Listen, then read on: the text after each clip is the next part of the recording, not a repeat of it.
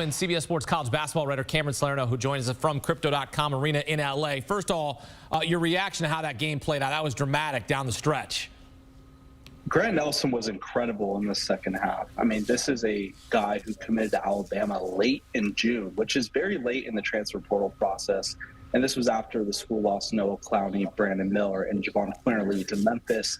And he was a guy who had a lot of hype as a potential NBA prospect by going to Alabama. And he viewed it as maybe he could raise his stock if he went to Bama.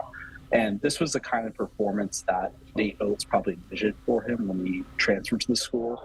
And he was just incredible in the second half. I know, he missed those last two free throws, but it was very smart to miss the last one because there's a very low percentage chance that North Carolina was going to be able to get up a half-court lead to potentially.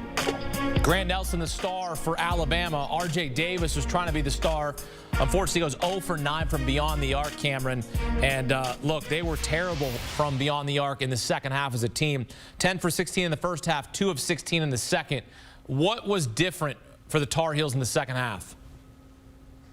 I just think, Alabama really was able to strike back. I know Nate Oates has really talked about his defense and how, it's when you look at the raw numbers, it's poor. I mean, Alabama is the second worst Power 6 defense behind the ball and scoring. But ironically, they're one of the best teams at defending the three-point shot. They ranked really in the top 50. And so they were able to limit those three-pointers in the second half. And I think that really played a huge part in it because North Carolina was hitting everything in the first half. And it is unfortunate, how R.J. Davis played. And you look at how Caleb Love played the game before, and that's his former teammate. So just a wild finish. And it's crazy because we had all these